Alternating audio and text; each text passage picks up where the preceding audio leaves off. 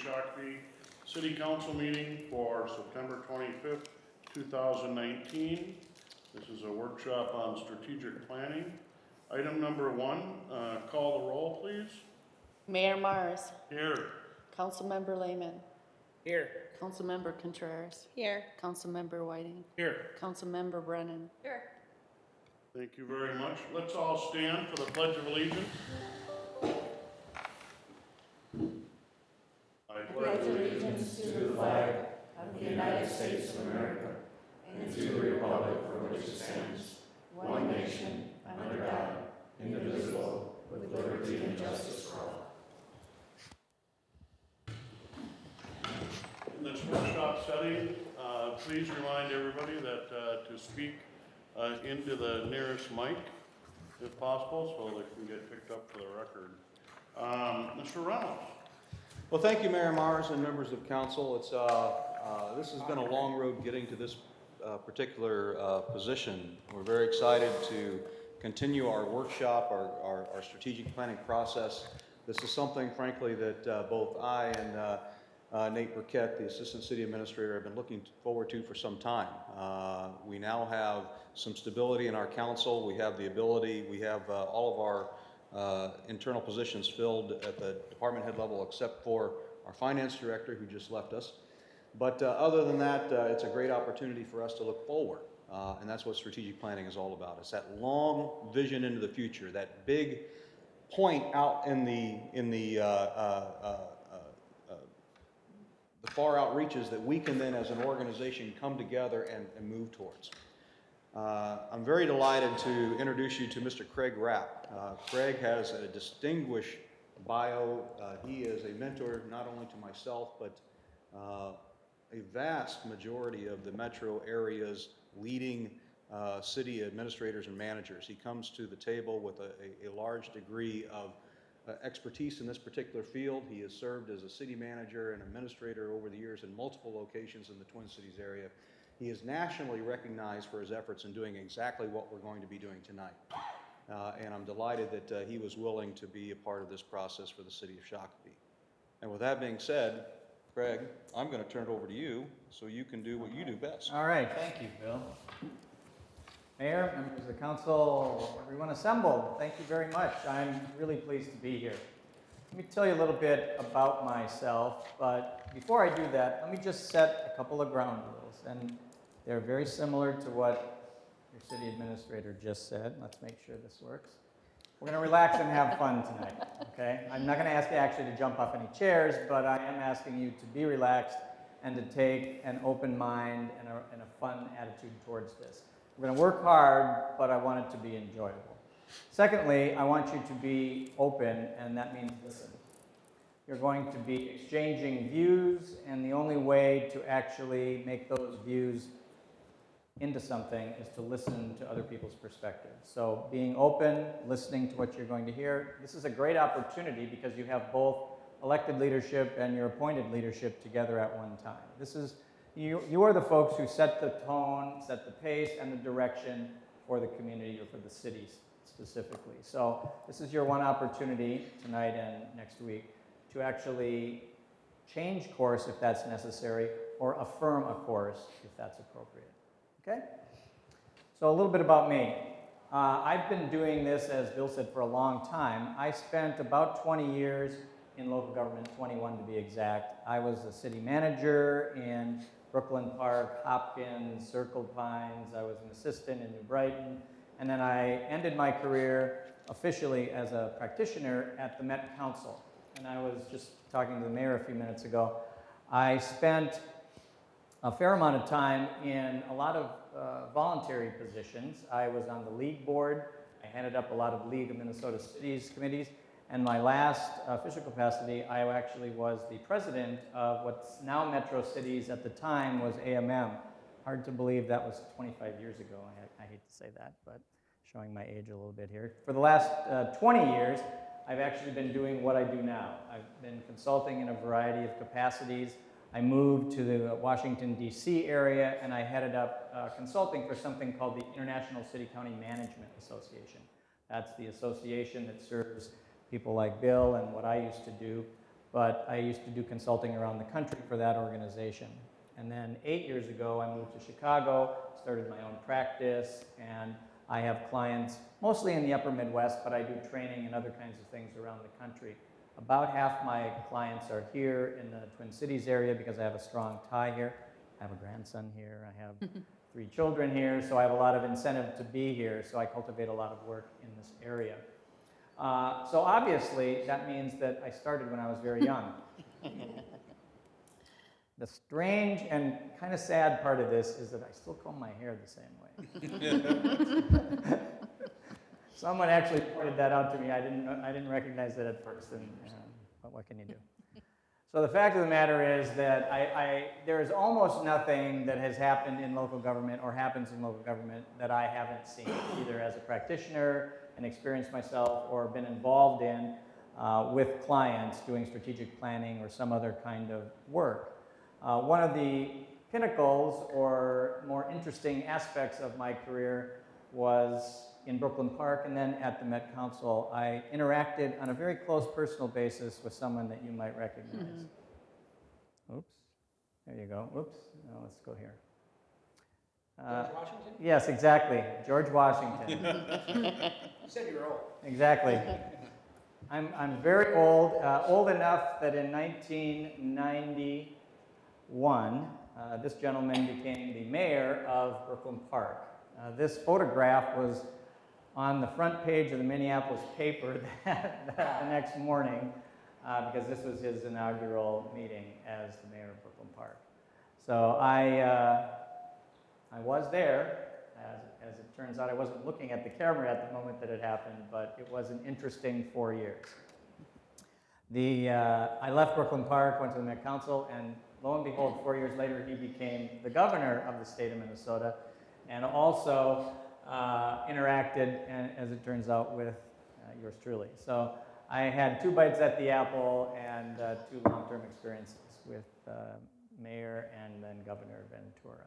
So lots of stories. I don't want to cut into your time, but I'm happy to entertain any inquiries about that when we finish our retreat. So let me ask you a couple of questions just to start, so I get a sense of everyone here. I don't want this to take all night, but I want to go around the room, and I'd like you just to tell me who you are, and then what was your experience, or what has your experience been, if any, you may not have any, with strategic planning, and then was it good, bad, or indifferent? And when I say your experience, it doesn't have to be with the city of Shakopee. It could be on your job, it could be with, with your church or some other nonprofit that you sit on a board, or anything connected to strategic planning. And again, if you haven't had it, not a problem, but I'd just like to understand that. So why don't we start here? I'm Joy Sutton. I'm the grants coordinator for the city, and I have very little with strategic planning other than outside the nonprofit realm. Okay. So your experience is great. It was interesting. All right, let's go. I'm Steve Lowell, Public Works Director, City Engineer. I've had several years of some pretty good strategic planning, and after the process, it was connected to everything we did. Every single council memo that came to you, it was really attached to the strategic planning, and it was under his leadership that we did that. So I'm excited for this process again. Okay. Thanks, Steve. Bill Reynolds, City Administrator. I've had multiple interactions with strategic planning processes over the years. Most of them have been very, very good. However, I will say the one not so good experience I had was the fact that we spent all this time on a strategic plan, and then I wasn't in the leadership of the organization at the time, but we didn't use it. And it was a monumental waste of time and effort, and we checked the block and we moved on. Okay, fair enough. That's good. Kristen Dorn, I'm the communications coordinator, and I do not have any experience. Okay. I'm Jody Brennan from City Council. I have some experience in strategic planning. It was mostly implementing it that was a struggle, and then getting buy-in from the other people in the department that was a struggle. Okay, fair enough. Thank you.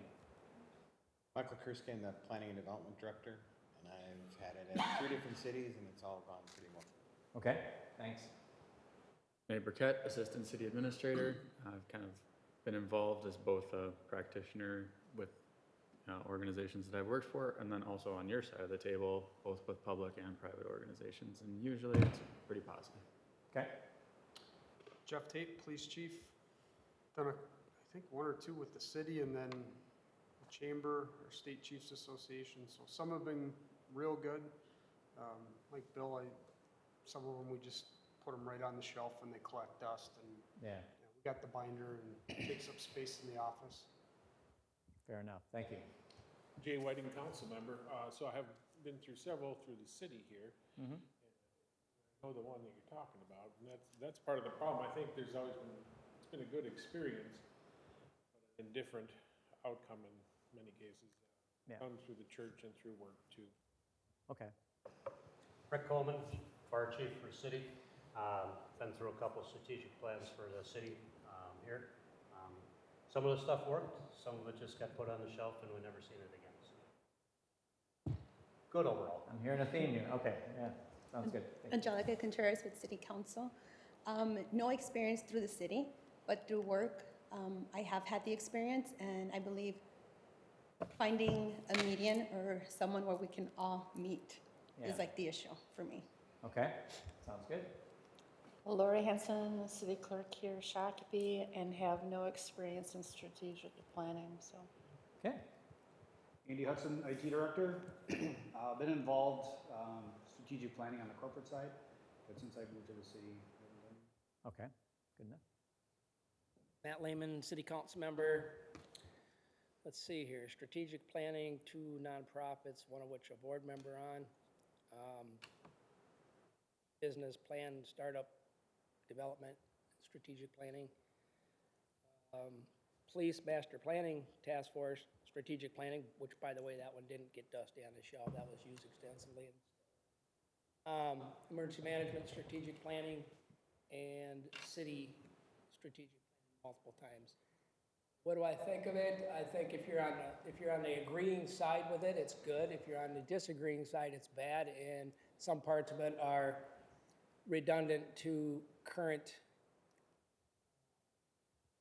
process and policy and direction. So that would be indifferent. Okay, all right. Bill Mars, Mayor, strategic planning. Growing up, we had a strategic planning session at our household every Sunday night at the dinner table, where my father would lay out the plans. Also in college, was taught by a legal counsel of Minnesota Power, and they were actually in the midst, back in the early 80s, laying out their 25-year strategic plan for that organization. Here locally, I think just quickly of the comp plans, which are a strategic style planning for a municipality that looks out 20 years. It's not really a full strategic plan the way I think this is, but those are my experiences. I think anytime you take a time to plan long-term, even beyond oneself, helps develop that roadmap, and I think those are good things. Okay, great. Well, I'm not surprised at the range and the comments made. They're pretty consistent with what I hear almost everywhere I go when I do this sort of thing. The thing that we're going to do tonight, and I'll show you the agenda, and then I'm going to talk a little bit about my philosophy. I'm going to give you a quick overview of my view of strategic planning and the way that we will do it here. That'll transition into some very specific things, talking about our vision, our mission, and our values. Now, for those of you who have done strategic planning, and my experience from years ago was that consultants used to spend an inordinate amount of time talking about vision, mission, and values. In fact, you might spend an entire night wordsmithing value statements and vision statements and all of those sorts of things. I have 2 thoughts about that. One, you have to have a vision, you have to have a mission, and you have to have values. 2, you don't have to spend an entire night doing that, nor will we be doing that tonight. So we will talk about that. We will talk about the value of it, and you will actually express an opinion about it. But we will not wordsmith those statements tonight. You need to have guidance systems. You need to have an expression of who you are and where you're going and what you're going to do, but you don't need to spend a lot of time doing that. We're going to talk about things like culture and value proposition, and that's in order for you to set the tone and to come to grips with who you are, why you're doing what you're doing, so that you know the direction that you're going to move forward on. You all completed a SWOT questionnaire. That is the raw material for identifying the issues and the challenges that face you as an organization and as a city. That's what we're going to spend our time sorting out tonight. Hopefully by the end of the evening, you will come up with a set of challenges that are confronting you. Those challenges will then be sorted out again by you so that you can come down to a limited number of priorities that you will focus on. And I'll, in a few minutes, walk you through that entire process. If we get that far tonight, and we'll cut off at a reasonable time, we're not going to go all night, but wherever we end, we'll pick back up on Monday and we will finish that process. That process will be about taking very specific outcomes, very specific indicators, and very specific and measurable performance targets that relate back to the priorities that you identify. And again, I'll explain how all that works. So I have a few beliefs about this, and I want to start by talking about that. Everybody assembled here is the leadership team of the city. You are the guidance group, you're the guidance system for your organization. However, you each have roles to play. Council's job is to identify the purpose, set the direction, tell everybody what's expected, and the accountability that you want for the things that you identify. I'm probably not telling you anything you don't know, but that's your role. Staff, on the other hand, the people assembled here, are responsible for the actions, the methods, and the performance in accordance with the things that you want, you being the council. For high-performing organizations, well, all organizations generally, but in particular high-performing organizations, you do a good job sharing some of this. What you share, and what you're going to do hopefully over the next 2 sessions, is share your perspectives on what's important, where you're going, and what the priorities are. You share creation of the projects, initiatives, and accountabilities for making all that happen. Ultimately, the truly high-performing groups do accountability really well. Now, what does that look like, and why do I say it that way? Sure, a council can say, okay, staff, here's what I want. Jump this high and do it 5 times. And theoretically, the staff is supposed to do that, right? Well, let's assume that you have put together a strategic plan in real life here, and you've got targets. And one of those targets says, we're going to do X, Y, Z by the end of the second quarter 2020. Okay? We've got a target. It's measurable. We know that there's accountability for that to happen by the end of the second quarter in 2020. Staff dutifully starts to work on these things. They put it all together. They tee up a staff report early in the year, comes to the council, maybe it goes to a work session first, then it goes to the council meeting, and you decide, yeah, we're not quite ready to do this. Let's kick this back to the Planning Commission. Oh, you kick it back to the Planning Commission. Planning Commission does some stuff with it. They kick it back, comes back to you. Maybe look at it once or twice more. Eventually, it's now third quarter 2020. And somebody looks at Bill and says, say, Bill, how are we doing on the strategic plan? And Bill lays out the progress on the strategic plan, and you say, oh, it says we're supposed to do X, Y, Z by the end of the second quarter in 2020. How come you didn't do that, Bill? Now, in the high-performing organization that I mentioned, in a very respectful tone, Bill might say something like, well, we all teed this up back in the first quarter, And we think there's some joint accountability for the result because it was kicked forward 6 times and we had to reassemble. So the idea here is that both the council and the staff are joined at the hip in terms of getting things done.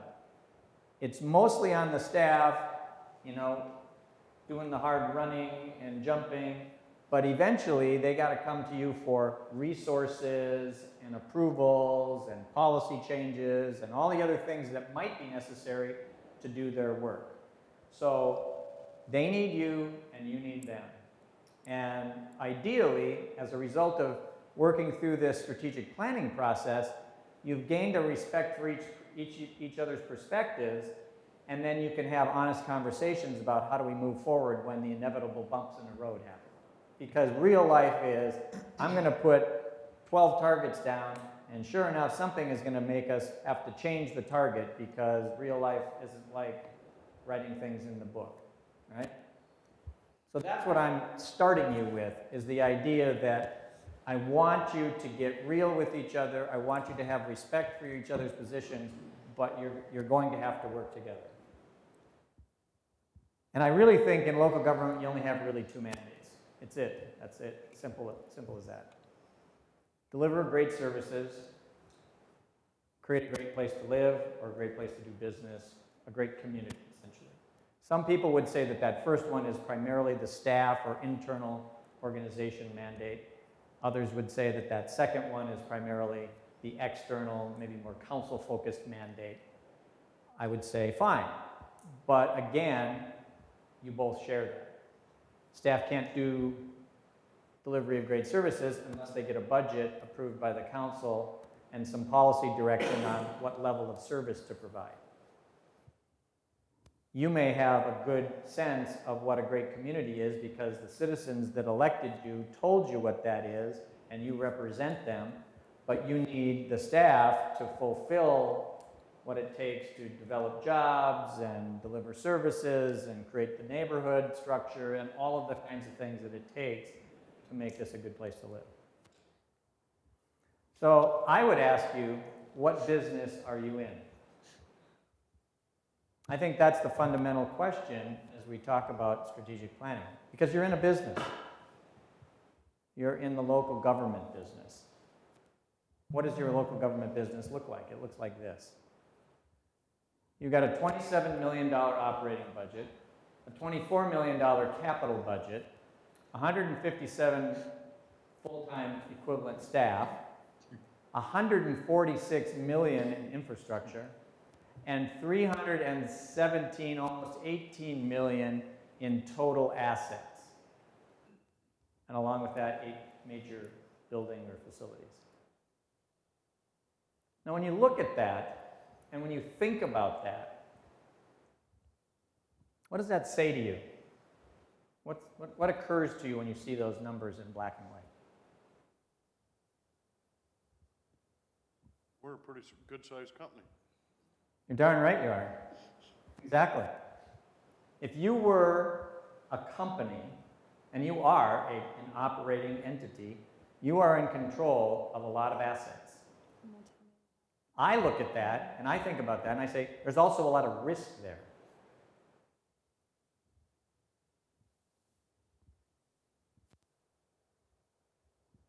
But you control a lot of moving parts.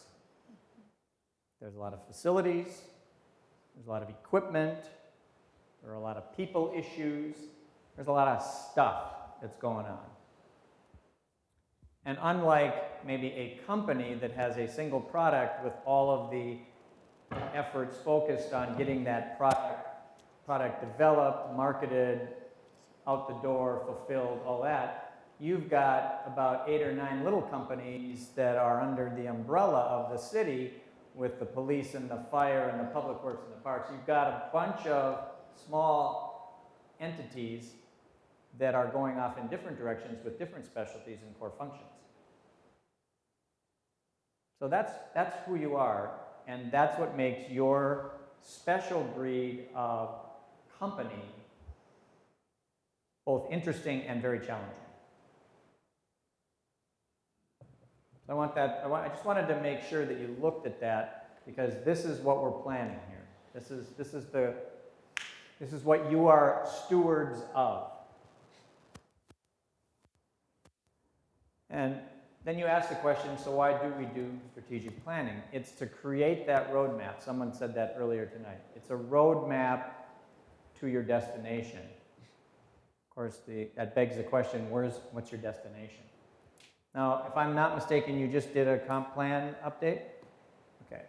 Comp plan is a pretty good representation of your long-term destination. The reason we go through comp planning is to say, here over the next 20, 25 years is how we wish to grow and expand and how we're going to address those issues in our community. So you have a sort of general idea long-term where Shakopee is going through your comp plan. But that's a little bit more tilted towards land use and development, but not exclusively. So you need to be able to operate your way efficiently and effectively toward that long-term vision, anticipating that the growth will drive service demand, will bring new and different people to your community that you will have to provide services to. So you'll need an effective roadmap every few years, adjusting it every few years to make sure you're keeping up with that. The strategic planning approach that I use is essentially a 4-part model. And I'm not going to read all these little thought bubbles up there, but it's really 2 large questions, or 2 parts, and 4 questions. The 2 parts are, we actually develop a plan, a strategic plan, and then we have to have an implementation element, or what I would call a business plan. A company would do this, any kind of nonprofit, any kind of organization that really wants to use their strategic plan would create a plan that says, here's where we're going, here's what we're going to do, and here's how we're going to measure it. And then an implementation element that says, here's all the projects, and here's all the ways that we're going to do it, here's the accountability system. So we ask questions like, where are we now, where are we going, how will we get there, and what will we do when we figure that out? This is and it's very small, so I'm not asking you to read this, but essentially, one of the things that you'll get out of this process is what I call strategic planning on a page. So let's say once you're finished with all of this, the Chamber of Commerce calls up the mayor and says, Mayor, can you come down at noon and talk to us about what the priorities of the city are, or what's going on at the city? Once you've completed your strategic plan, he can take out of that final report the 1-page summary. You'll have a lot more details, but you'll have a 1-page summary. It'll look a little bit like this. Actually, what it'll look like is this, but the fact of the matter is it'll have your 4 to 6 main priorities. It'll have the detailed set of projects, all the targets. You'll be able to go down with that document, stand in front of the chamber and make a 20-minute presentation on it. Boom, boom, boom, just like that. Ideally, that will be the guidance system for everyone in this room, and it will be a crib sheet that will fire up the reporting system that says, here's what we're doing, here's how we've progressed, and here's what our plan is. So I want you to have as easy a way forward as I can make it for you, and that's to boil this down in a way that makes sense. So if you look at I don't know if this will show up on the screen, it won't. So if you look at the screen, the very far left column says strategic priority. You will end up, at the end of this process, by the end of Monday, having 4 to 6 primary priorities, or key priorities. There'll be things like economic development, affordable housing, infrastructure. This is from another community, a real example. Each of those priorities will have 3 important outcomes associated with them. So let's do the math about this. Let's say you decide you're going to go to the max and you have 6 priorities, and you're going to have 3 really important outcomes for each of those 6 priorities. You now have 18 things over the next 3 years that you need to have happen. These are the outcomes we expect from creating this plan. Okay? So now you've got 6 priorities, I got 18 things. Each of those 18 things is going to have some indicators. What is it that we're going to track? What are we going to measure? How are we going to know if we're actually making progress on all of these outcomes that we said were so important? You'll identify those. We'll refine them and we'll make sure that they're in place and they're the right measures. And then you're going to say, all right, if that's the outcome that we want, what would be a really good measurable target to shoot for? And we want that target to be achievable, but we want it to be kind of a stretch target too. We actually want to go the extra mile if we can, try to make that happen. So you'll talk about what that means, and you'll manipulate that and make that a target that you got to work hard to get to. So the columns 1, 2, 3, 4, starting from the left, that's what we will have at the end of Monday night. Okay? You'll have priorities, outcomes, indicators, and targets. I will come back in a few weeks. I think we have it set up for a few weeks after that. And I'll work with your management team.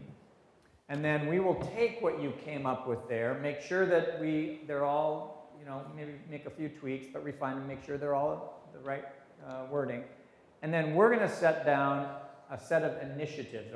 They will identify the initiatives. Initiatives, this is where the rubber meets the road. These are all the projects, the programs, all the things that you want to make sure happen in order to achieve those targets, in order to get those outcomes to occur. Once that's done, you've got the full package. Now, underneath all those initiatives are lots of little individual action plans and all sorts of work plans that get spread around the whole organization. That's all the stuff that happens within the staff and is very detailed. But at a high level, this is everything. This is essentially a 3-year set of targets and work plans for the organization. Now, I got to say honestly, I worked on putting a system like this together over a long period of time. And when I started in this business, I was one of those people who just loved strategic planning, and I loved to put it on a shelf and forget about it. And I have gone 180 degrees in the other direction. We got to love the plan, putting it together, but we got to really love getting busy with putting, our nose to the grindstone and putting actions in place and having an accountability system that says we're actually watching this stuff move forward. People are actually asking questions about where are we on that project? And the fact is, if you have an easy to follow diagram or table that puts it all in front of you, pretty hard to run away from that, because somebody can hold that up and say, where are we? And it's exceptionally good for transparency purposes as well. Right, exactly. We can show the public exactly what we're doing and why. Yep. And that's what you want. I mean, the best part of that is you can be transparent with this. You mentioned 3 years of strategic planning. To me is usually more longer term. So you can decide whether this is a 3-year time frame or a 5-year time frame. I would say 3 to 5 is what's typical. So I'm agnostic about that. I'm good with whatever you guys want to decide. Actually, I'll tell you the story about how that works, and then you can decide. So some of my communities will do this every 2 years, and then they time it so that it follows an election cycle, because they decide that if we have a turnover, even if it's 1 or 2 members, we want the new plan to be a buy-in by all the people who are on the council at that time. Others either don't care or choose not to and say, nope, we want it to be 5 because 5 is kind of a nice long term. I would say maybe about 65 to 75% of my clients kind of choose that 3-year time frame, because that seems like a good measurable between the two. So, but again, I'm okay with however you want to move forward on that. So let me get into the meat of this and get us moving here. But let me just pause for a moment. Does that make sense, what I've just talked about? Okay.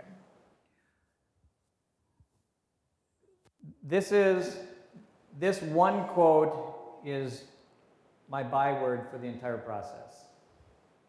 you have to make decisions. You know, you argue with each other, make your case, but at the end of the night, make a decision. We have, you know, if everything is a priority and you say, well, let's do both of those things. No, we're going to do one of those things ultimately, or we're going to do 6 of those things instead of 8 of those things. To me, it's this idea of starting with why. I watch a lot of TED Talks. I don't know if anybody else here does, but the 4th or 3rd most watched TED Talk of all time is by a guy named Simon Sinek, and his name is at the bottom of that slide up there. He has this idea that says 100% of us know exactly what we do. And I would hope that 100% of us know exactly what we do day in and day out. He says a smaller percentage of us, though, know how we do what we do, which is actually a little surprising to me, but probably true. And his assertion is that a really, really, really, really small percentage of us know why we do what we do.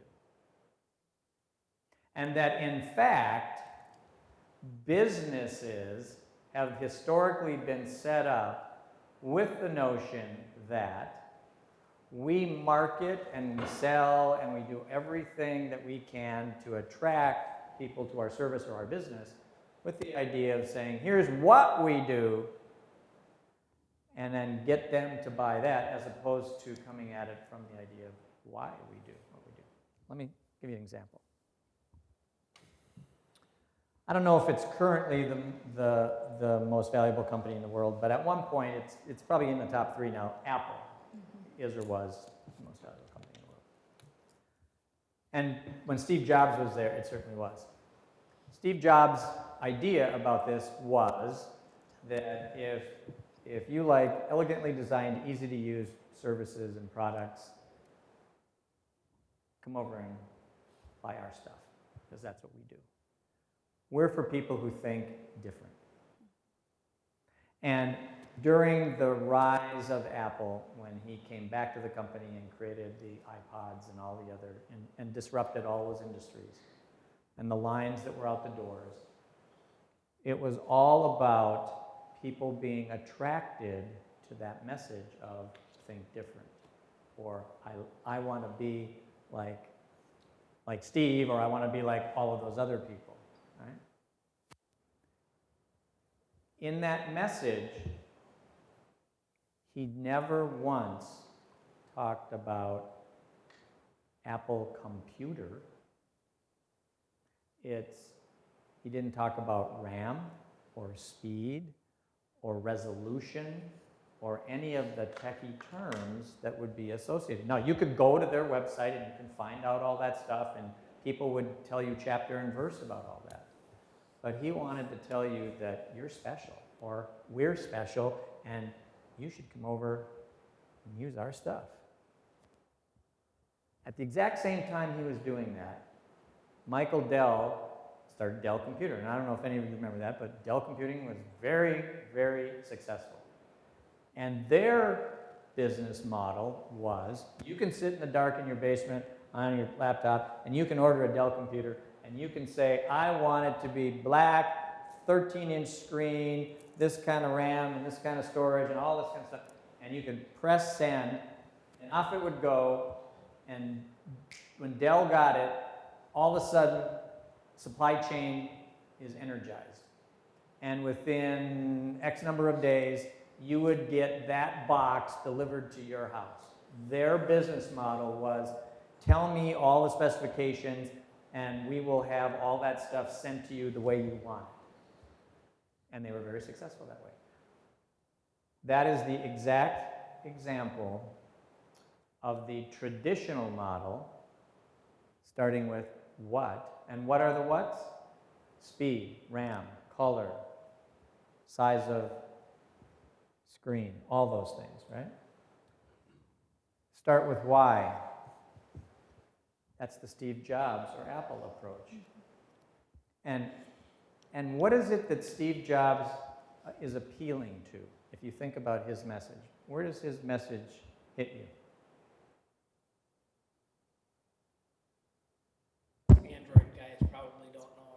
That's right. Personal. He's making an emotional appeal to you, right? Right, an Android guy would say, you know what, BS, I want functionality, I want this to work because I've looked at all the reviews, I've tested it out, and the Android is going to be 100 times better for me, and it's a better bargain too. But the point is that his appeal is, I am coming at you with this notion of, I want that because I feel it that way. I'm buying this on emotion. Saturn does the same thing. Right, exactly. Yeah. So my question is, how would you apply that to the city of Shakopee? Let me give you an example of that. Let's say your brother-in-law, who lives in California, has just gotten a job in the Twin Cities. He's got to move here, calls you up and says, hey, you live in Shakopee. Tell me about Shakopee. What are the things that you'd say to him? How would you go about explaining Shakopee to your brother-in-law? Growing community, lots of businesses. Growing community, lots of businesses. What else would you say? Incredible entertainment destination. Incredible entertainment destination. What else would you say? Great parks. Great parks. Friendly neighbors. Friendly neighbors. Small town feel. Small town feel. You get the benefit of the community in the metropolitan area and a half-mile drive you're in the country.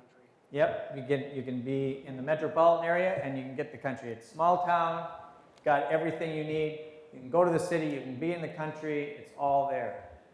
Did anybody just now say, you know, when there's a life-threatening incident, the police will get there in 2 minutes and 40 seconds? Or, you know what, when we have a 4-inch snowfall, we'll have curb-to-curb dry within 2.5 hours.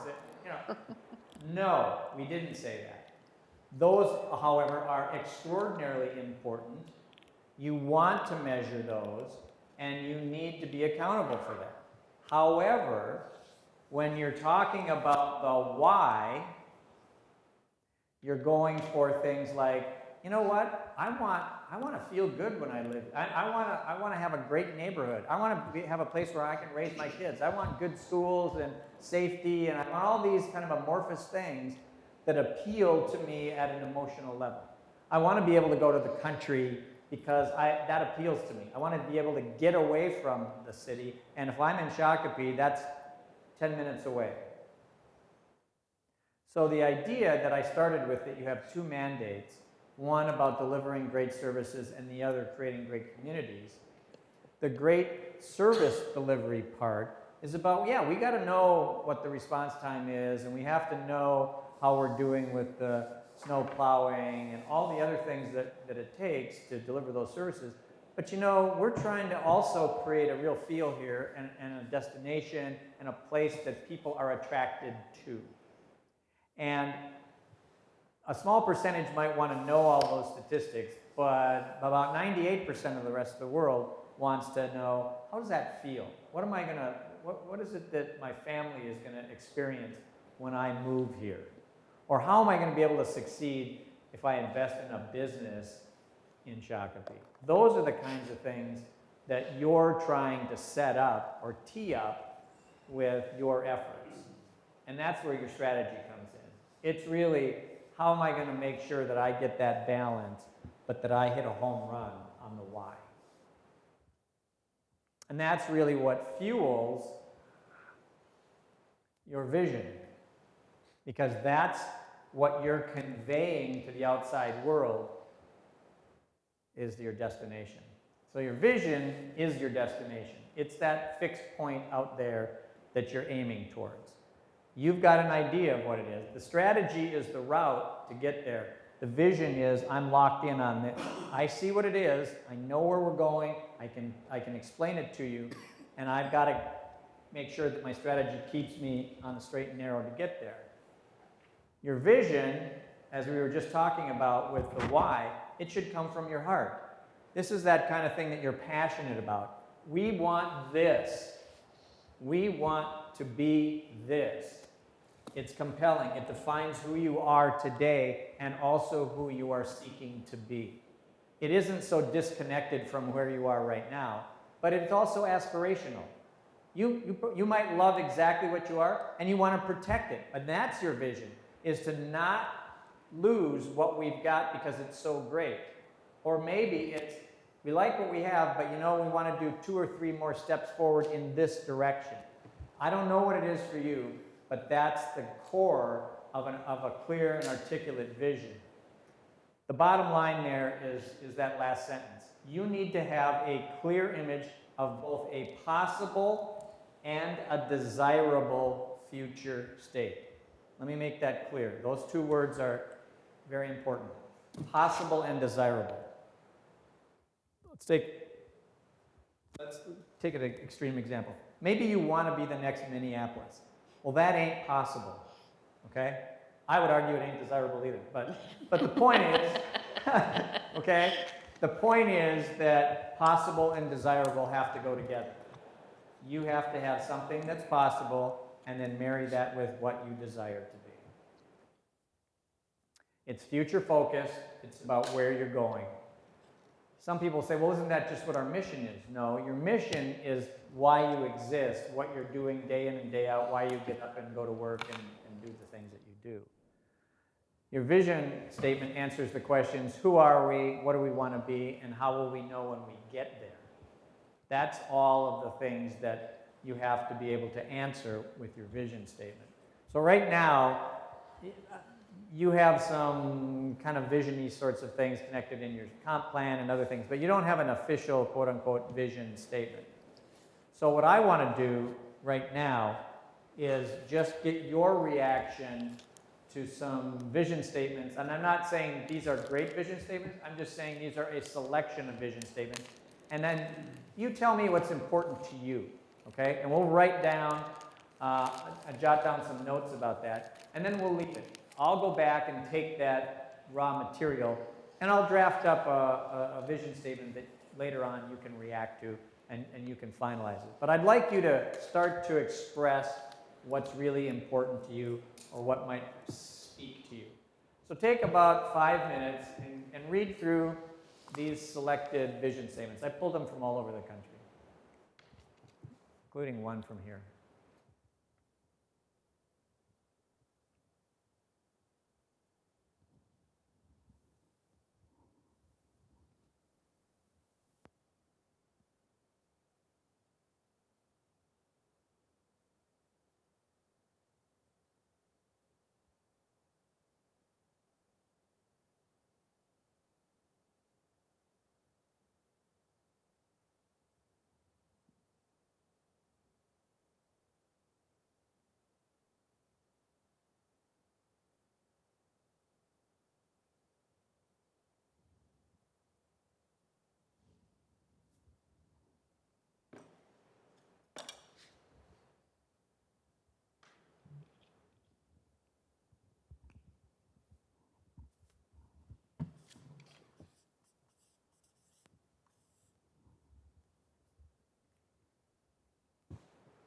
Bits and pieces of each one of them.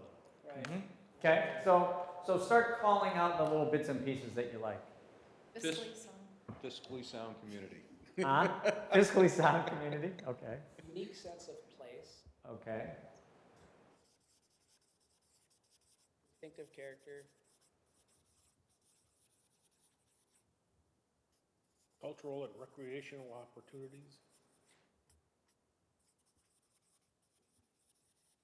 Vibrant. safe, Sense of community. Reputation. Welcoming.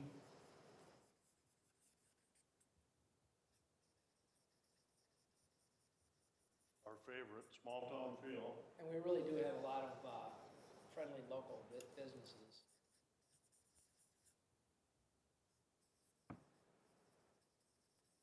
Engaged citizens. We pretty much have a lot of what's up there. So, We have a range of houses. Opportunities. is there any particular one of those or a sentence out of any of them that is particularly appealing to you?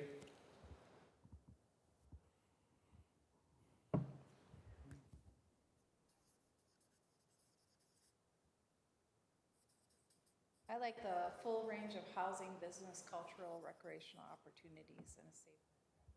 Which one is that? City of Seaside. Seaside? Okay.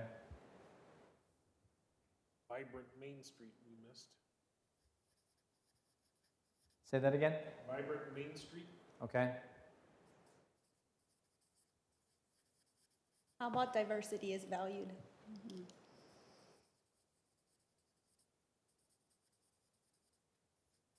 I'm sorry, I missed that last part. What was that? Diversity is valued. Mm-hmm. You can throw in the riverfront either. We got a river? The most important thing of all for me is a place where people want to live. A place where people want to live? Yeah. Okay.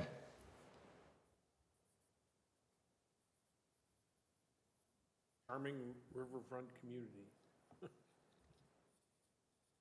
That's a new one, I just threw that. Talking about vision and a community that's growing, I like that line, you know, with a future of balanced growth and opportunity. Okay, so Acknowledging that we're growing. So here's all the things that you said. If you look at that, obviously I could write a very long description of a vision statement from that. You want to give me any, and I'll take all of that, but give me some sense of what really needs to be in there. What really hits you that is both aspirational and maybe also that you want to emphasize about who you are and what you want to be. Craig, before we, I'm sorry, Mayor, go ahead. Go ahead.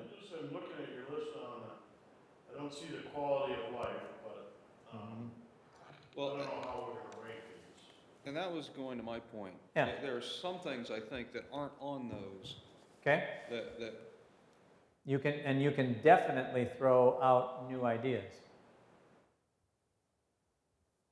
I think quality of life goes hand in hand with it's a place where people want to be, Mm-hmm. want to live. right. Yeah.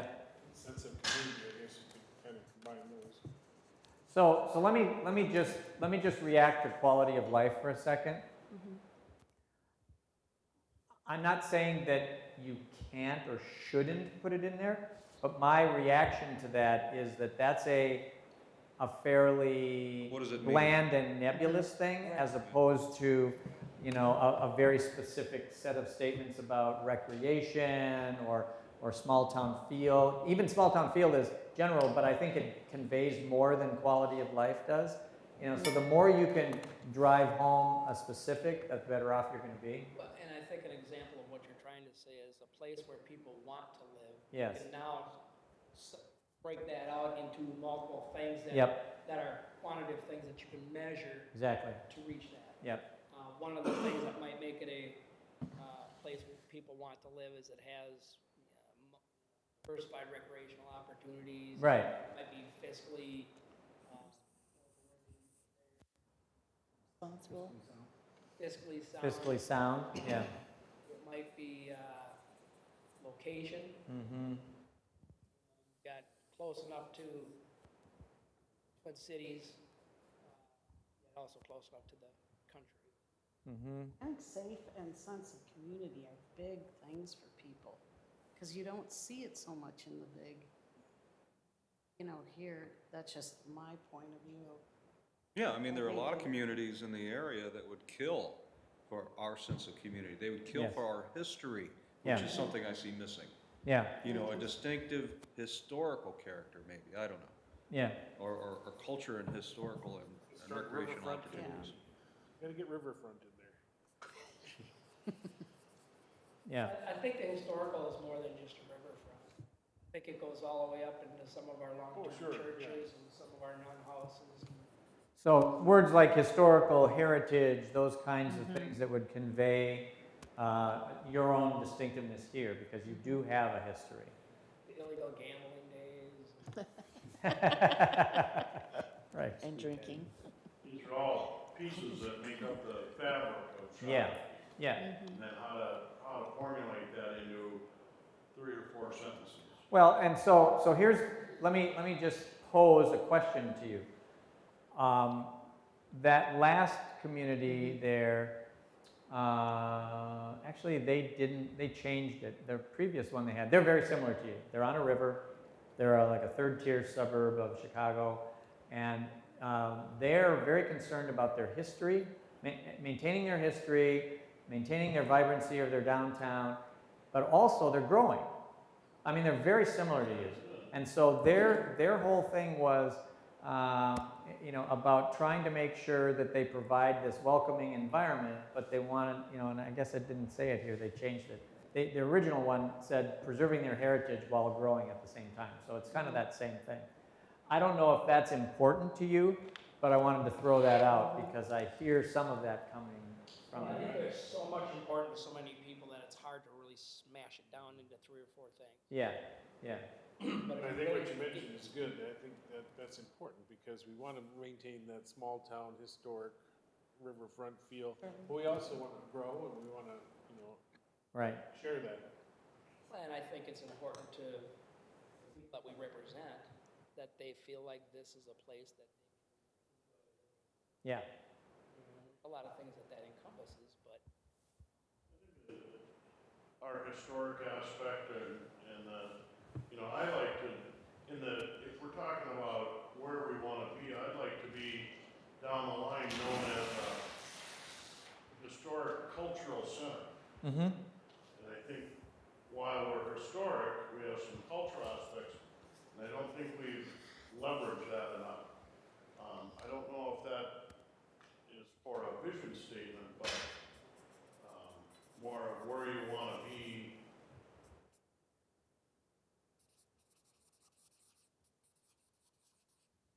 Now, we were talking about that growth thing.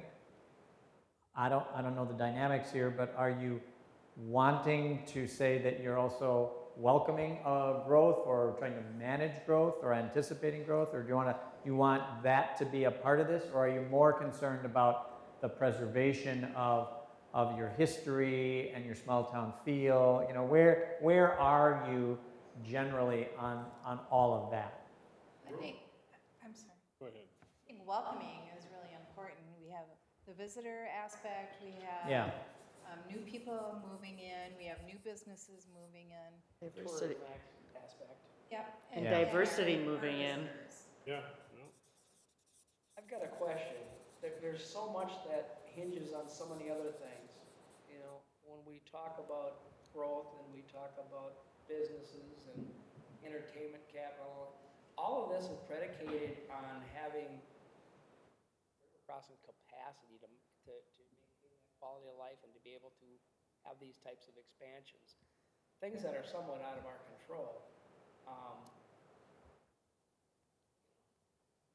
When I'm asked and looked at your chart, 15 years ago when I did my own business plan, Yeah.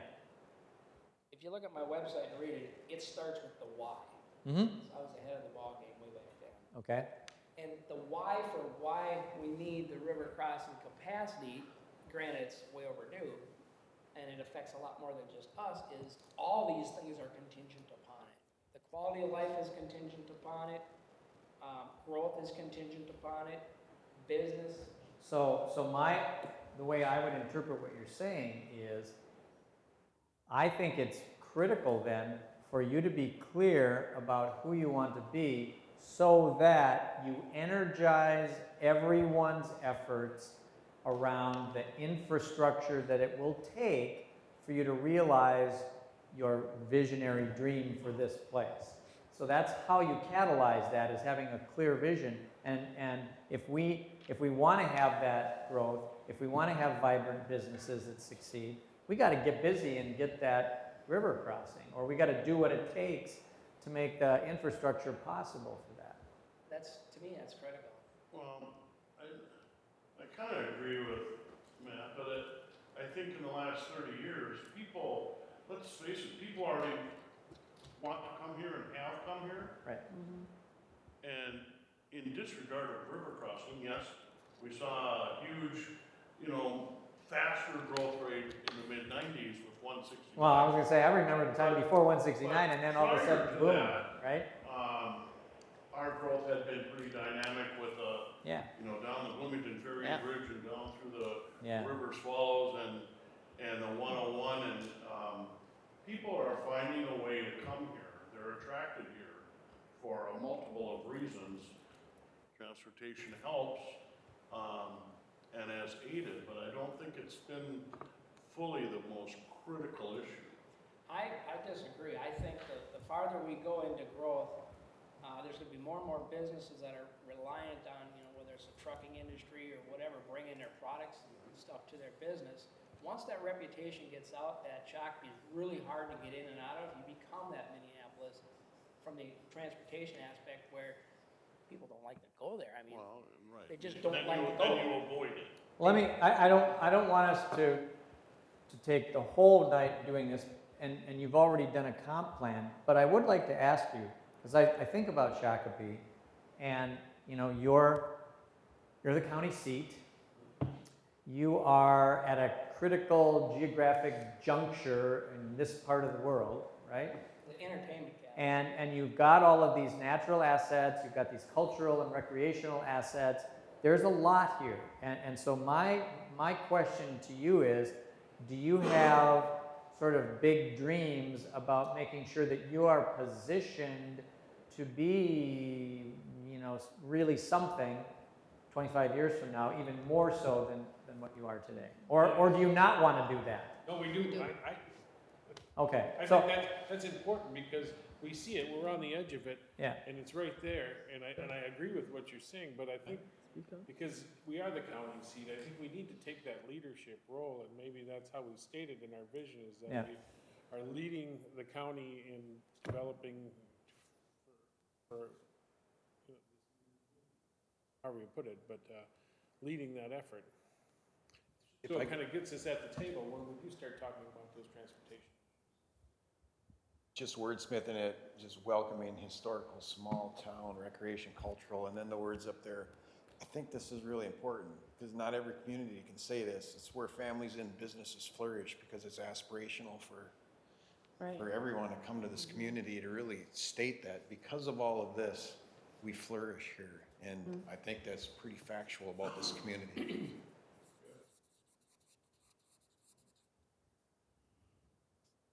Okay. I think the comp plan points out that you can't survive the model we have right now. Yeah. Which is everybody leaves. Yeah. Gotta build Here. an environment, a business environment where people want to work here. Right. Live here. You're the magnet. You're not the. Right now we're It's starting to go. You want it to go this way, or at least both ways, as It opposed has to go both ways. Yeah. Absolutely. Yeah. As someone who's grew up in a small town and has lived in small towns, there are good and bad that come with it. One of them, I mean, from an idyllic perspective, is that small towns are self-sufficient. Yeah. Meaning we don't need 169 to get people in and out. We're working to build businesses here. We're looking to advance here. So I think it's possible to have those things married up as opposed to. Yeah. I think what makes Shakopee unique is we get a lot of outside transient entertainment folks coming in and going out. So you can play big. Unless we if get you rid of want the whole to. entertainment thing, the road issue doesn't go away. So we're stuck with it whether we like it or not. And I'll even expand a little further. We spend more resources, police-wise, on the entertainment transient population moving back and forth than we probably spend on our own community. Sure. Okay? Yeah. And we collect nothing for it. So us, people that want to have a nice place, and livable place to be, are subsidizing those coming from the outside. And so. And that needs to be addressed. Right. And exactly what you're talking about. So this is why having a discussion about who you want to be when you grow up, or having this long-term visionary discussion, is so important. Because if you can at least come to terms in a general way about that, it then catalyzes the discussions that you need to have in segments, which are your strategic plans. It's this strategic plan followed by the next strategic plan followed by the next strategic plan, which deals with things like it's going to take us 10 years to get this interchange. It's going to take this long to get a bridge. It's going to take this long for us to really figure out a better way to recoup our costs for all the extra that we pay for the transient law enforcement that we have to deal with. All of these are big things that eventually help us to achieve that long-term goal, but we have to have that first, and we have to buy into the fact that that's who we want to be, so then we can have the right discussions. Well, all of it leads into the long-term goal of what I hope it would be, you know, we're financially in good shape financially in the future, Yep. and we're accountable, and we're affordable, and we're efficient. I mean, Right. I think most people, most basic people want their government to be efficient. Right. You know, they don't want to give the government their money. They're willing to if they have to for things they want. They want their street plowed. They want the police and fire to show up. They want their parks mowed. They want these things, and they're willing to pay for them. There's a lot of things they're paying for that they don't want to pay for, and rightly so. They shouldn't be paying for it. So let's talk about that. What did I do with my remote? Oh, here it is. Okay. So let's talk about that. I'm gonna leave the vision piece where it is for right now. Okay? Because I want to talk about your value proposition, because that is exactly what Matt was just talking about. So if you're in a business, you have something called a value proposition, or you might call it your unique selling proposition, whatever it is. But the fact of the matter is, that's what you're presenting to the world. You have one as a city. If I walked out into the neighborhoods or into the business community here, and I asked them what they thought of how you deliver services, or what value you bring, plenty of people will give me answers, because that's how they experience your value proposition. It's a value proposition is how in a business that's your differentiator. That's how you choose to differentiate your product or your service from the person you're competing with, or the groups you compete with. This has been studied ad nauseum over the years, but it's generally agreed that there are three kinds of value propositions that businesses or organizations channel their operations towards. One would be operational excellence, another one would be product or service leadership, and the third would be customer intimacy. Now, the general rule is, if you want to be successful, you pick one, and you orient the way you deliver your services or your products in that channel. But you still have to have a level of threshold. You have to meet a certain threshold on the other two measures, just to make sure you're competitive and that you're doing your job well. So let me talk about what that means. Operational excellence, and I'm using some private sector examples just to make it easy to understand. That would be like a Walmart or a Southwest Airlines. The motto for these kind of companies would be, you adjust to us. Lowest price every day. You're going into Walmart, you're not asking them for, I want that in blue or in pink. No, it's in black or green, and that's it, but it's the lowest price, so like it. Or on your Southwest Airline, get in line A, get in line B, that's the way it is. If you want to get the price that we pay, you do what we say.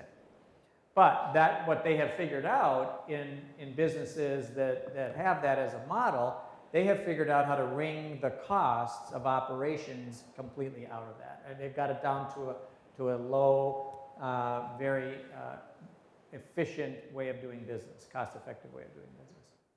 A product or service leader model would be like an Apple or a Google, where they're constantly innovating, throwing new and different and better products out there, because that's how they compete. They compete for the market that says, I want the newest, the latest, the greatest. I have to have the bells and whistles all the time. And so that's a completely different kind of idea. People want to ooh and ah over those services or those products. The third is a customer intimate approach. Think of a Ritz-Carlton or Nordstrom. You walk in the door, and you don't know your way around. Someone takes you by the hand and brings you over, hands you off to another sales associate who asks you, oh, what can I do for you? And they try to meet all of your needs, solve all of your problems, and make it a wonderful experience for you. So those are the three approaches. The question becomes one of, where are you, and what would you want to be? And now, if we were doing a different kind of a retreat, I actually have a little quiz that asks you, who are you today, and then a second set of questions that say, who do you want to be? So I'll just dynamically do that and then ask you. That's a message that you're putting out, okay? Yep. And I personally like the first one, except I like it backward. I like it in excellence and operational efficiency. Yes. Okay? Yep. We don't have far to go to get there. Okay. And I think it should be a model for almost everything we do. Okay. And if I can just build on that a little bit. Yep. You know, my personal philosophy when it comes to government is that we have a responsibility to use the tax dollars as optimally as possible because it is not a voluntary transaction. Yep. We can't afford to be a Nordstrom or a Ritz-Carlton. We can't afford the time. I mean, I could hire more people. Right. You know, to have that experience, but that would then not be doing what we should be doing morally when it comes to our tax dollars. Okay. So I you know, from my personal thought is that operational excellence is where we make our money. Yeah. Because we are optimizing where we are at a value cost. Right. Well, and it gives you the ability to change to the market forces of how or what you're utilizing to provide these services, whether it's a software program that you're using to do your job function or a new system that's now available that wasn't 5 years ago. You're always looking for them little tidbits that streamline the process, make it better, and save money. And that's the piece, the innovation piece that internally we focus on customer service, ethics. Okay. And then an innovative Yes, because culture. we are government after all. Because we are a government organization and we have a responsibility to do that. You know, I like the operational excellence too and fiscal, everything goes with that. I don't think we'd be a Nordstrom or Ritz-Carlton, but I think the middle one, you know, innovation, effective innovation, and also Bill brought it up with Bill's leadership over the last several years, it brought a real focus on customer service. Yeah. We're not going to be to solve everybody's problems all the time, but it's how you approach people. Are you approachable? We have a police department that's out in the public, the fire department every once in a while, public works there, the face of the community, customer service, and how we interact with, that I wrote down from earlier, our shareholders, which are our residents. Yeah. I think that's vitally important. Okay. I think Yes. innovation is really important because it's looking at new processes Yeah. in a different way and not doing the same old thing Okay. the same old way. Yeah. Because there's an opportunity to maybe save money. Okay. Just because you're looking at things differently. Right. Right. Okay. Anyone else? I think one of the issues is we're 5 or 6 different companies. Yeah. And so customer intimacy is important on a big portion of that. For instance, the planning and development side. If you can't solve their problems, satisfy their needs, it just goes somewhere else. And I think my personal take on that Yep. is I think we're here, and where I'd like to see us is be here. And where I'm saying my vision is where I would want to be in the future is a place where they want to be. Mm-hmm. Not a place where they're looking to see, can you make me come here? So I want to be the place where they want to be here. I know, but I think that you just look at a building, building a big building, there's always problems, and they look to the city to try and resolve the How issue. can you help me fix it? So let's use that just for an example. So I've got 2 examples. One that I typically use when I describe this. Let's say that you got a tree. Staff has heard me say this one. You got a tree on your boulevard, right? Big tree. Storm happens. Branch falls off. Huge branch. It's now lying down on your yard. But it's in the right of way. It's in the boulevard. So it's not. You call up the Public Works Department. You say, hey, a gigantic branch fell down, and they say, well, is it in the street? Is it blocking traffic? No, it's just on the boulevard. But I thought you should know. Okay, if you're operationally excellent, it's Tuesday when you call in, and the person on the other end of the phone says, okay, well, we have a truck that goes around once a week on Monday. They'll be back on Monday, and as long as it's not in the street, we'll pick it up then. Because that's our route, that's how we do it. If you were the customer intimate value proposition, you might say something like, okay, hang on a minute, let me just check, and then come back on the phone and say, oh, we got a street patching crew, a couple blocks over, it's 2:30 now, they should be wrapping up by about 3 before they come back to the shop. I'll just radio out to them, they'll swing by, pick it up, throw it on the back of the truck, no problem, boom, boom, boom, we're done. Your problem is solved in an hour. So there are ways in which, and if we take the example of economic development, where someone looking for a business opportunity, they're shopping here, they're shopping Chaska, they're shopping Savage, and they're just looking around for who's going to give me the easiest way to develop, to get this investment made on my part. You got to be. You're not doing anything unethical, but you're trying to really solve their problem because you want their investment here. And so I would argue that you could say, here's the code, fill it out, send it in, we'll check it off, and if you meet all the requirements, no problem, man. But if you're trying to be more customer intimate, or I would argue proactive in the economic development world, you're out there trying to, glad hand and do as much as you can to make them welcome into your community. Building relationships. It's relationships, right. So I think if I'm hearing, let me see if I can put this all together, and you tell me if I'm right. I think you already are the operationally excellent organization, okay? You tend to want to make sure that you're keeping track of the new innovations and the kinds of things that we could do better, faster, cheaper. And then if we do it, that's in service of keeping ourselves operationally excellent. And we also want to be mindful that we can't treat people poorly, and we also want to be welcoming to businesses and folks looking for a place to live or invest. And so the idea here is that your primary value proposition would be operational excellence. That's what would drive your organization sort of globally. But you want to have a threshold of performance in these other areas and be mindful about how you're doing that, not ignoring that, but that there will always be a little tension there. Does that seem about right? Yes. Okay.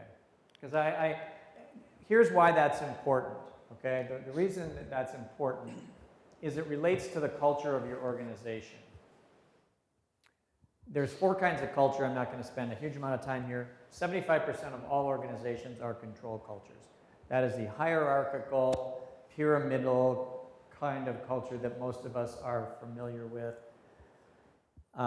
You might say the military command and control, but that's essentially what a majority of the organizations that exist follow that. Now, that's not all of the cultures, however. There's a culture called competence culture. Think of a research lab, or like an Apple or a Google, one of these places where innovation, the best and brightest, smartest kids in the room kind of thing, that kind of culture exists to serve a certain type of organization. Collaboration cultures also exist. Think of that as a team culture, maybe a family culture, the kind that manages diversity and lots of competing interests well. Cultivation culture is the final kind of culture. That would be for like a nonprofit, maybe a religious organization, some organization that's built around an idea or a value, and everything is in service of that. So where we marry the idea of a value proposition with culture is, if I said that I wanted to be an operationally excellent organization, what's the best culture for that? Probably control. That's right. Military is our most expensive expenditure. Well, but you want to have, so the control culture, military is one version of that, but like a police or a fire department. Now, the idea behind that kind of culture is it's systematic, it's compliance-based, and it's regimented. if you think about operational excellence, you want systems in place. You want things to be clear. So we're not, you know, if I have a lot of going off in 12 different directions, that's not going to be very operationally efficient or cost effective. I want to have my systems, I want to have looked at them, I want them to be systematized, I want there to be standard operating procedures, I want things to be understood. Now, having said that, if I also want to do some sort of customer intimate approach, if I want to truly engage with the people that I serve, what kind of culture does that require? Competent culture. Collaboration. Results oriented. Yeah, I would say collaboration, actually. And now, interestingly, if I think of police and fire, so let's think of the paramilitary group that's here, right? They would traditionally, for when they muster for an emergency, they are definite. I don't want a lot of discussion and collaboration. I want them to collaborate on the scene, but I don't want people arguing with someone giving a direct command that we're going to do this, right? On the other hand, if I'm out doing crime prevention or fire prevention, I want a lot of collaboration. I want a lot of, you know, talking to people, understanding them. So we can be more than one. We just need to understand who we are globally and then adjust certain behaviors to different conditions when we all agree that this is what's required. Would you collaborate with a whole group of people if you didn't think your results were going to be, if it wasn't based on having good results from doing it? Let's take that as an example. I would argue that one of the central notions of how you would do business here as a government is that, and I don't know if I would call it collaboration as much as engagement, okay? You have a very difficult decision you have to make. Maybe it's a controversial development or a neighborhood dispute or something, right? Are you just going to say, well, here's what the code says, we're not going to talk to you about it, we're just going to go ahead and make a decision? Or would you have neighborhood meetings, maybe do a town hall, or, you know, you would do things in a more open and collaborative way so that you could make sure that it's transparent and open, and you may still make a decision by the book, but you're trying to make sure that you're working with all the various interests in the community that you represent. I think collaboration is, can turn around and create more efficiencies. Okay. And create a bigger team that is trying to do things. You talked about engagement. Yeah. If you don't engage, you can't be collaborative. But I think the benefits, especially in the last 20 years of either big businesses or even municipalities have had to collaborate to create the efficiencies moving forward, or at least explore the opportunities of that.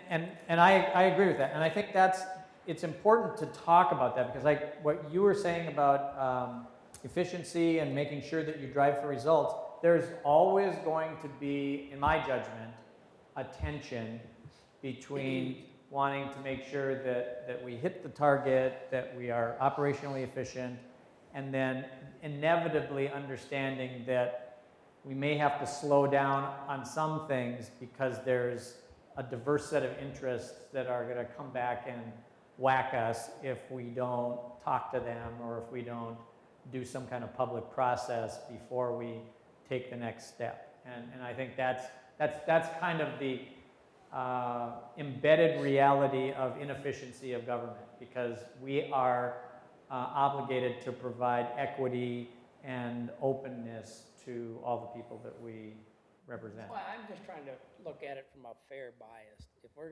gonna have the Ritz-Carlton model for this instance, then we need to have it for this one too. Right, and I think that's the challenge that you have, is to decide how much do we do and when do we do it, or how do we equally distribute it. I agree with you. I think that's your challenge. So to summarize, again, we're pretty much on board with the idea that primarily we want to push towards operational excellence. but we have to really be mindful of how and when we're using that, because we have to have a certain level of performance on customer intimacy and innovation, product service leadership. Make sense? Okay, let's go with that. All right, so the reason we talked about that is I want to make sure that you are clear about your mission. The mission is why you're here, what you seek to do. It's the way the organization functions. It's why you exist. Your mission should reflect your value proposition. It should describe your business. It should be brief, actionable, and compelling. Now, you do have a mission statement, and I'm not asking you necessarily to change it, but I just want to give you a chance to look at it and affirm it if that makes sense to you.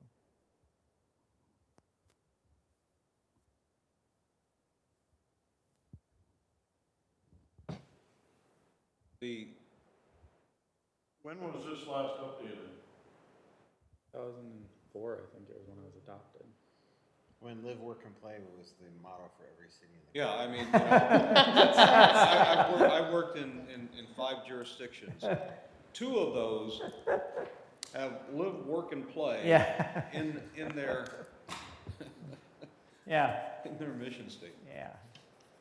We have covered a We lot of are the other things an within entertainment. that statement that we've talked about on our vision and things. Exceptionally contradictory.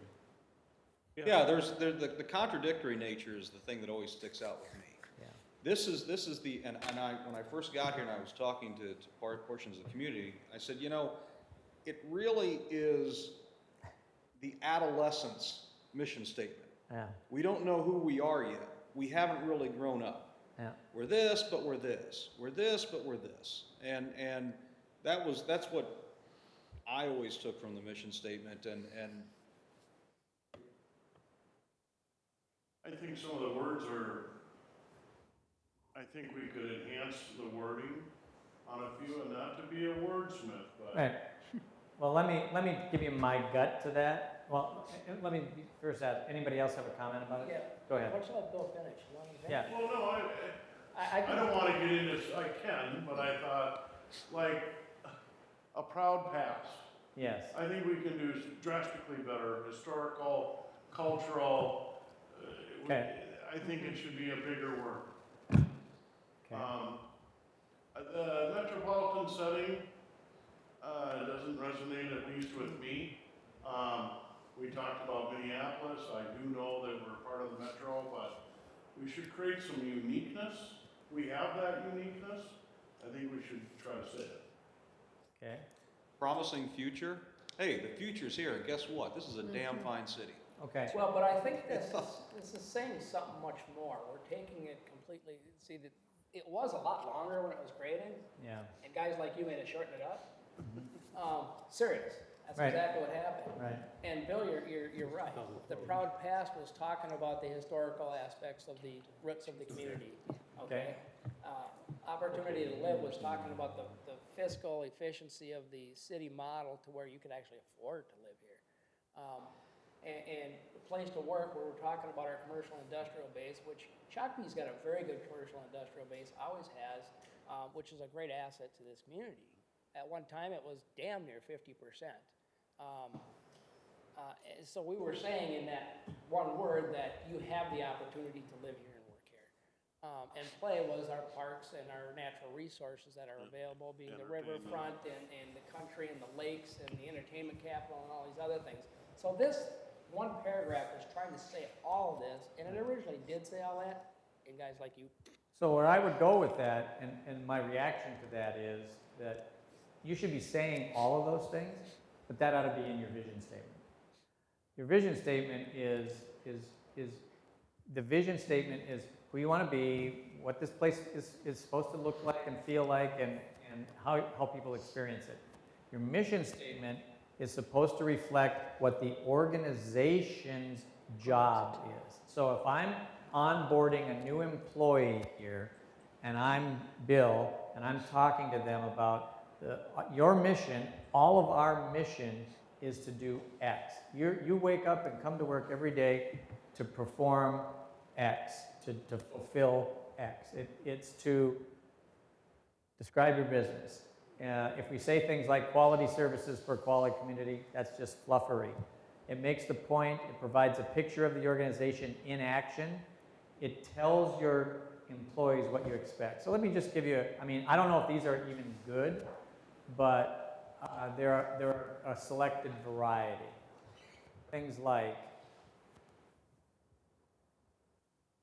and again, it's your organization, it's not the city as a community, okay?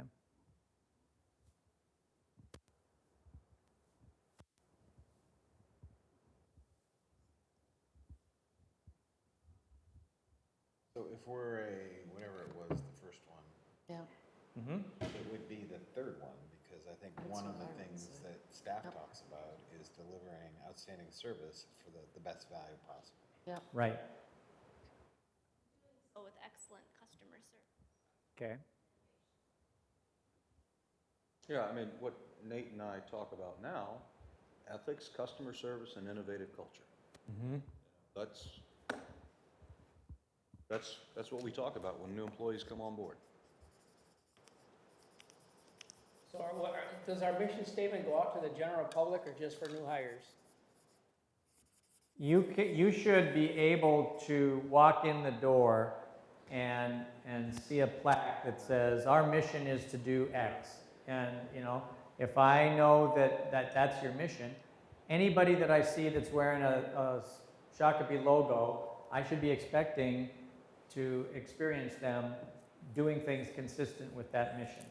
I like the last one because it actually ties what we're doing to building or enhancing a strong sense of community.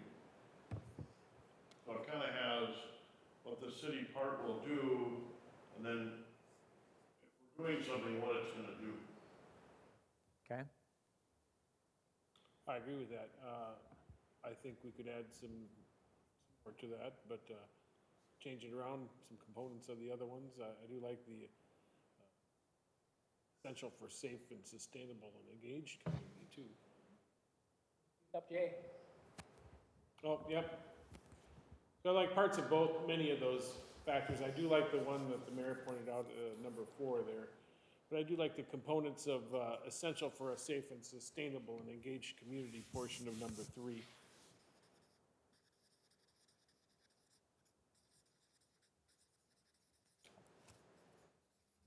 Others? I'm reading them all. Like the high quality services. we put that.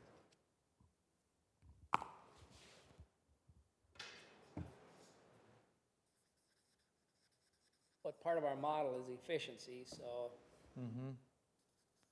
not necessarily the Hilton or the Ritz, it's the consistency, and efficiency. You did say in the conversation we just had that operational excellence, or that is efficient and effective delivery. That's what you said you were. Well, but I'm saying, how do you define high level of services? To one person, it's the Ritz handheld treatment. Sure. We are fiscally responsive.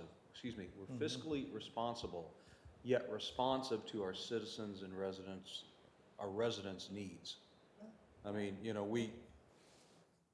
Yeah, that's right. Yep. That sounds good. We're not Edina, not trying to be Edina. Right. We're Shakopee. I mean, this community has been fiscally conservative forever, and it is a large part of why we are in the shape that we're in today. And that's incredibly important, I think, not only internally here, but for our shareholders, our taxpayers. I'm not sure if it's a value or a mission.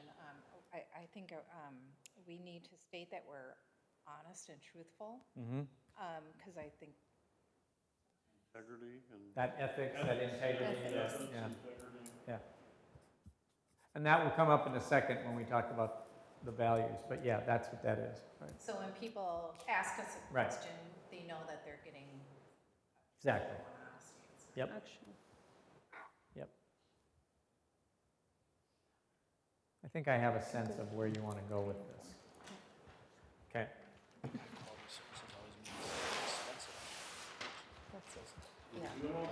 You're doing okay.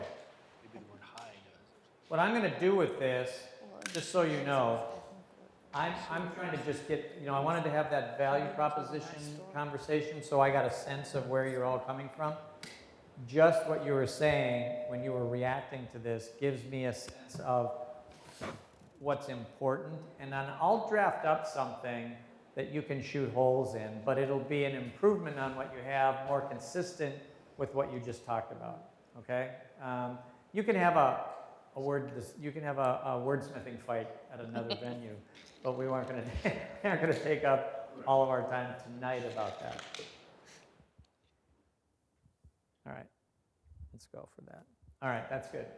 So the last component of the three is the values, and we just started down that path. Values really, if I think about it, they really are sort of the foundation. I mean, if I was a founder of a company, I would want to talk to the folks that I would bring in with me about what I believed in. What are my beliefs? What are my values? What's important? And I would want to bring in people or align people that I hired with those values. This is what's the key for how we do our business. That sets us up for success, and I would want to evaluate them on that and make sure that they understood that. So that's how I see that, and when I think of organizations that are successful, they tend to have the alignment with their values. So, there's an entire list of values, and you can all think of it. Someone said integrity and honesty just a minute ago, so I'm going to write those down. There are lots of different ways of talking about your values. I threw up some kind of, I don't want to say crazier ways of doing that, but just a little more out of the box ways to spur your thinking here. There's clearly things like responsibility, accountability, fiscal responsibility. There's all sorts of different ways that you can use one or two word values, but there's also these kinds of things. So as you look at that, and as you think of what might be important values, just kind of call some things up, and I'll throw them on the flip chart. Innovation. Innovation, okay. Fair and consistent. Okay.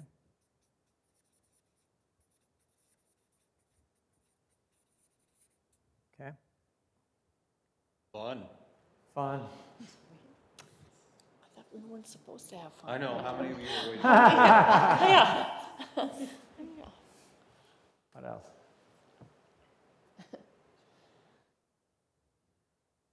Open to conversations that are different.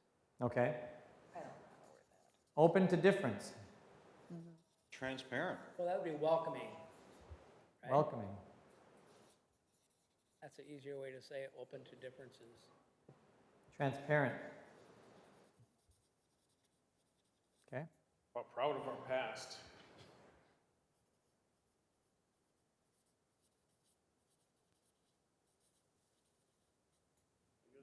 I think about it and I value what's in the best interest of the city as a whole. Best for the city? Yeah. Best for the city. That is the top one on your list. Yep. To break that down to a catchy two-word thing, I have many of my cities recently have done things like that first one. They'll say best for the city. So the way that this would work is that you would come up with either a word or short phrase, but then you'd put like a sentence underneath of it that articulates it more clearly for you. And here's why I say this, okay? Always the pessimist side of me is coming out for the other side. Shakopee's divided a lot in the past. Okay. So you got to look at it from both perspectives. What's best for the city or what's best for us residents? Mm-hmm. Okay? So we need to say what's best for the city in a manner that includes all. Right. Not. Right. So how do we say that to have it say for the best of the city and its citizens? So let's think about that from a ground level thing for a second. All right. So now I've just hired a new employee who comes on and I talk about the mission, which we just talked about, and now we're saying, and here's our values that we're going to hold you to. And let's say one of them is best for the city. And, you know, they start working on the community and they realize pretty quickly that, oh, yeah, there's a little bit of a division here, but I'm supposed to do what's best for the city. So I would hope What's best for the citizens? that, right, that they start to say, that they start to repeat that, well, I'm here to try to do what's best for the city, and either I can't quite figure that out because I'm hearing a disparate thing, we're going to do what we can to try to solve this on behalf of everyone. Isn't what's best for the citizens best for the city? Right, and what if I have 50% that think this and 50% that think that? I mean, then it. We have one arbitrator. Well, but the point is that the obligation is to raise that to some level where there's transparency in the discussion so that all can be heard. I would argue that would be my way of thinking You about got it. corporate citizens and you have residential citizens, and so it's kind of got to in the between. But I think what you're saying probably merits a fair amount of discussion around, you know, because if I'm hiring people and I'm saying you're supposed to do what's best for the city, and yet if we're not entirely clear in this room to a person what that means, we may not either want to put that down as a value or we want to be really darn clear about how we give marching orders to people who are going to have to carry that out. Well, and I think, you know, I'm going to pick on Matt just a little bit. Your concept of best of the city is different than mine because you believe that means city government. I don't believe that at all. It's what's best for the residents and people that live and work and come play in our community. It has nothing to do with city quote unquote government. Right, that's why I said let's put what's best for the citizens. Well, you know, I always think of questions when we make decisions. What's in the best interest of the city as a whole? I think about it like when we get a variance hit, right? And it's some resident that wants some accommodation, right, on some difficult thing. Yet, if we did that, would that be in the best interest of the city versus one resident?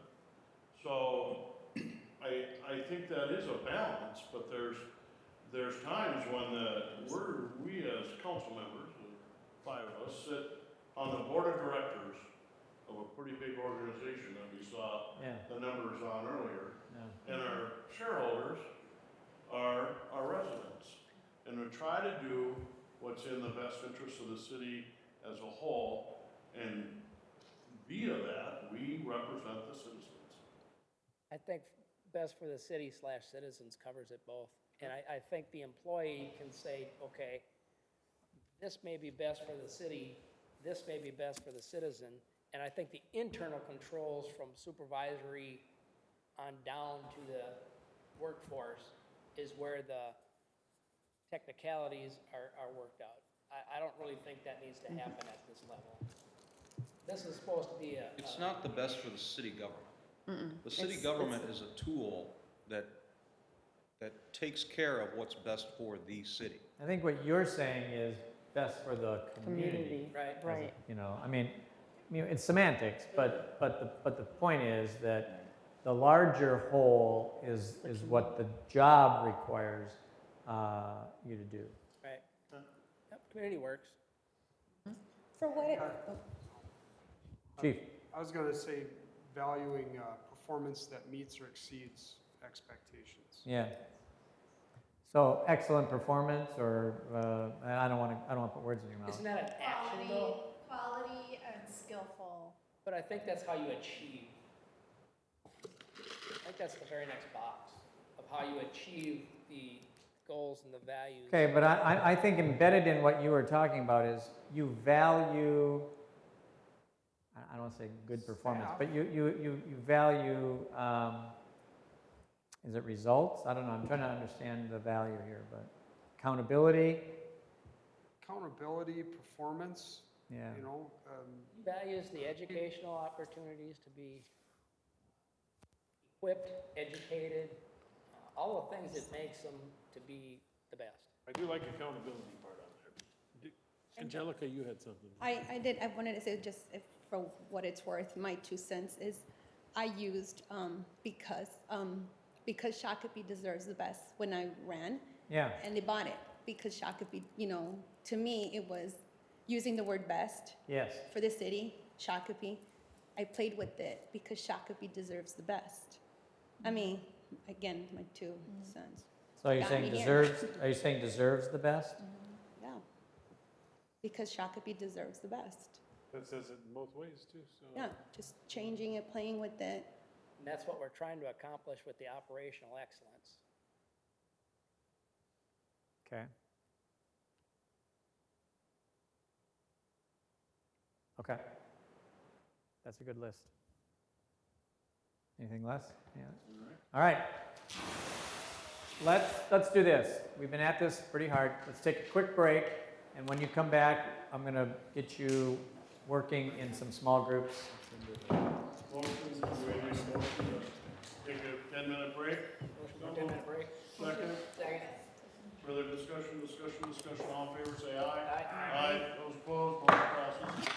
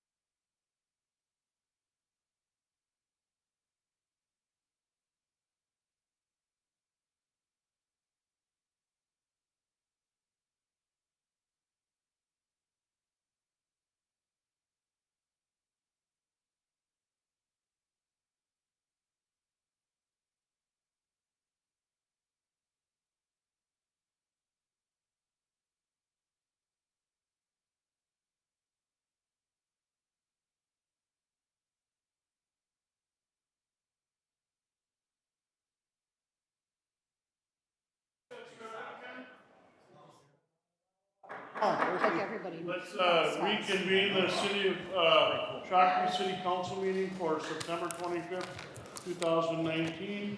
We're in a workshop session for strategic planning. All right. Next step, we are going to do some small group work. And the way we do that is we count off by 4. So 1, 2, 3, 4, 5. 1. 1, sorry. 2, But I didn't pay attention. 4, 1, 2, 3, 4, 1. 2. All right, so here's what we're going to do. We're going to convene in our groups. So your number, you were number 1? Then let's have the ones here. So we won't make the mayor move, but the ones will be here. The 2s will be down here. The 3s will be here. And the 4s will be here. So move to your spots. And actually, if, I don't know how many, I think there's probably going to end up to be 3 or 4. You can probably sit side by side, but if it's easier to take a chair and move it around to the other side of the table, you can do that. I'm going to be giving you... Oh, fire truck run through there. I heard a big boom. This didn't work out well. Here are the ones. We were doing some training down in Rars tomorrow. No, Lori's a 4. The 2s, Oh, the fire trucks went that way at first. Yeah, we had a the 2s are you are the weaknesses, no offense. The 3s are opportunities. All you people with sunny dispositions over there. And the 4s, against no offense, your threats. Now, as I look at this group, I understand. You should have. You didn't play it well, Craig. All right, so here is what your instructions are. It's on the screen, but what I want you to do, you're going to work together as a group. I'm going to give you some advance warning. Do not overthink this, okay? All you're really doing is the following. You're going to look at, these are the raw results. Now, they happen to be grouped by staff, and then if you look a page or 2 later, you'll see a section that says council. I want you to look at, these are all the results. I just happen to put the dividers in there. But your job is to take a few moments, look at all the answers, and then your job is to say, okay, let's take strengths as the first one. So let's say it says we have great staff. And then we have another comment that says we have an educated staff. And then we have another one that says we have a good leadership group or something. So you can look at those, and they're all kind of the same. So that's your job, is to say, okay, we'll group those all under something that says good staff or something like that. So that's your job. There's going to be a lot of those kind of things. So you look at those, and then prioritize those. I'm going to give you each a flip chart page. You're going to come up with the top 4 or 5 things that were said on your pages, okay? And then what you're going to do is you're going to come up front. Somebody's going to be the person who's going to describe that to the rest of the group once you're finished. All right. We're going to go through a couple of rounds of this. So this is round 1. Need a whole bunch of post-it notes for this. So what are we essentially We're supposed to boiling this down? Group them. I'll read it and I'll discuss if there's anything that matches each other.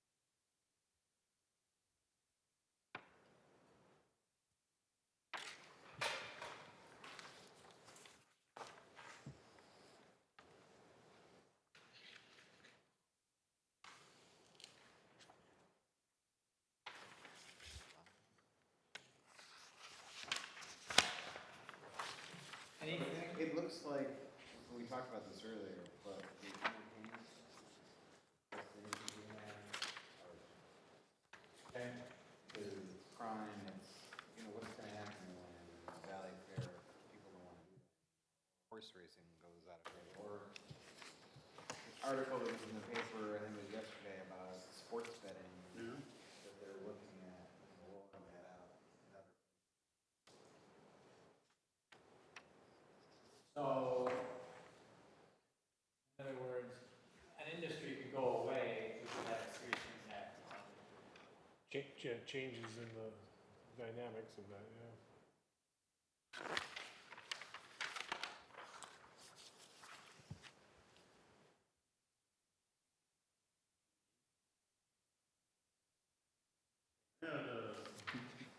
One that didn't really fully get highlighted over here, which I thought was interesting, or what's on here is, and I came up on 7 or 8 of these line items is IT technology. Okay. You stole Andy's thunder. Cybersecurity. Andy was all ready to dive in. Andy was gonna say that. We only did the survey once, right?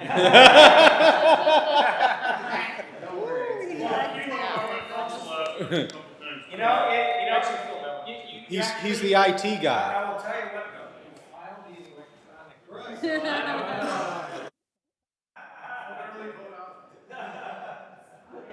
Technology and investment in staff is also high, so it's important. Okay, go ahead. Succession planning. Succession planning? Yeah. And I think that's also investing in staff too, but. I mean, it's a staffing issue, but. Yeah, I'll throw it on here, because the next round, we're gonna kind of consolidate.